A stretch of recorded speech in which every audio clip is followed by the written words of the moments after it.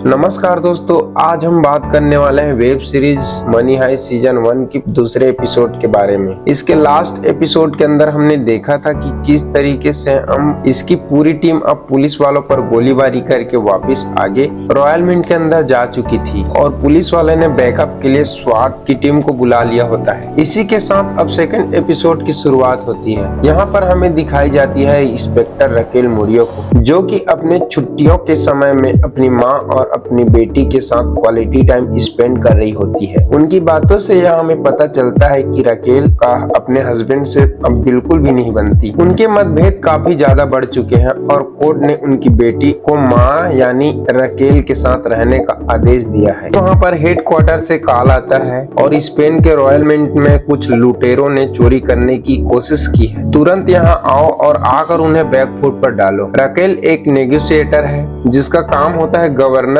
और शातिर चोरों के बीच तालमेल बैठाना, ताकि आम जनता को नुकसान न पहुंचे और चोर भी पकड़े जाए। वहीं दूसरी ओर हम देखते हैं कि अभी तक हाइस्ट को शुरू हुए टोटल 11 घंटे बीत चुके हैं। बर्लिन अब टोक्यो पर गुस्सा हो रहा होता है कि आखिर तुमने गोलियां क्यों चलाई और पुलिस वालों को जख्मी कर दिया। तब टोक्यो जवाब देती है कि मैंने देखा कि उन्होंने रियो पर गोली चलाई, इसलिए मैंने फायर किया। कहता है कि हमने भी गोलियां चलाई थी, मगर जमीन पर, ना कि पुलिस वाले पर। तुम्हारी वजह से 2 पुलिस वाले घायल हो चुके हैं और किसी भी वक्त स्वाट की टीम यहाँ पर आ सकती है। तभी वहाँ सभी के ट्रांसमीटर मांगकर पानी में गिरा देता है और कहता है कि हम अब सिर्फ सीक्रेट लाइन में प्रोफेसर से बात करेंगे। बर्लिन प्रोफेसर से बात करता है और अपने साथियों के बीच समस्याओं को भी बता देता है। इस बात से प्रोफेसर थोड़ा नाराज होता है, मगर वह चुप रहता है। टोक्यो कैमरे में देखकर प्रोफेसर को यह बताती है कि पुलिस वाले भी उन पर फायर कर रहे थे और उसने सिर्फ अपनी जान बचाने के लिए गोलियां चलाई। वहीं दूसरी ओर हेडक्वार्टर में इंस्पेक्टर रकेल पहुंच चुकी होती है। वहां अपने जूनियर असिस्टेंट एंजल से रिपोर्ट मांगती है। एंजल बताता है कि रॉयल मिंट के अंदर 35 एम्प्लॉइज, 11 सिक्योरिटी गार्ड और 17 स्कूल बच्चे फंसे हुए हैं। हमारी जानकारी के मुताबिक वहां पर 4 लुटेरे हैं, मगर मुझे लगता है कि उनकी टीम 4 से ज्यादा है। रकेल वहां पर कैंप लगवाती है और आदेश देती है कि इस पूरे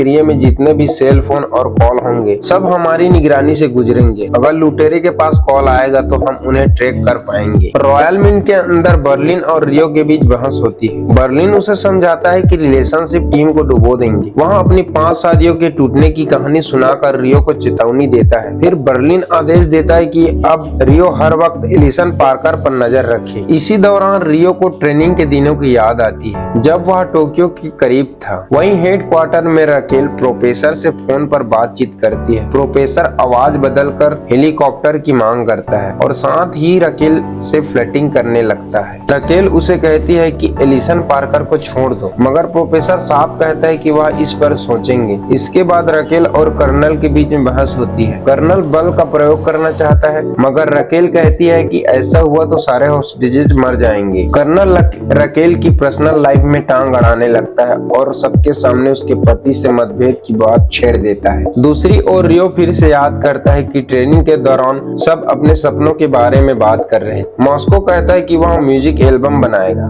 बर्लिन वाइनरी खोलेगा। नैरोबी कहती है कि वह पूरी दुनिया घूमेगी। इसी बीच बर्लिन कैदियों को खाना और कपड़े देता है। एक कैदी मेडिसिन की मांग करता है। वहीं बाहर कैंप में एंजल बताता है कि लुटेरे वॉकी टॉकी का इस्तेमाल भी नहीं करते, इसलिए उन्हें ट्रैक करना मुश्किल है। रकेल बाहर निकलकर स्मोकिंग करती है और देखते हैं कि बड़ी बड़ी गाड़ियां और सोल्जर्स आ रहे हैं। वह समझ जाती है कि इसके पीछे कर्नल है। कर्नल बताता है कि एलिसन पार्कर यूके एम्बेसडर की बेटी है। अगर चोरों को यह पता चले तो वह ब्लैकमेल करेंगे और यूके भी इस केस में कूदेगा, इसलिए आज रात ही उसे निकालना पड़ेगा। प्रोफेसर अपनी क्लास में टीम को बताता है कि आर्मी सुबह 4 बजे से पहले हमला करेगी और एलिसन को बचाने की कोशिश करेगी। यही उनकी प्लानिंग का हिस्सा है। कैमरे पर प्रोफेसर देखता है कि आर्मी अलग अलग जगहों से घुसने की कोशिश कर रही है, मगर उसकी टीम पहले से ही तैयार है, मशीन गन के साथ तैनात है। यहाँ देखकर पुलिस वाले हमला करने से रोक देते हैं। इसी बीच नैरोबी लिस्ट लेकर कुछ एम्प्लॉइज को चुनती है और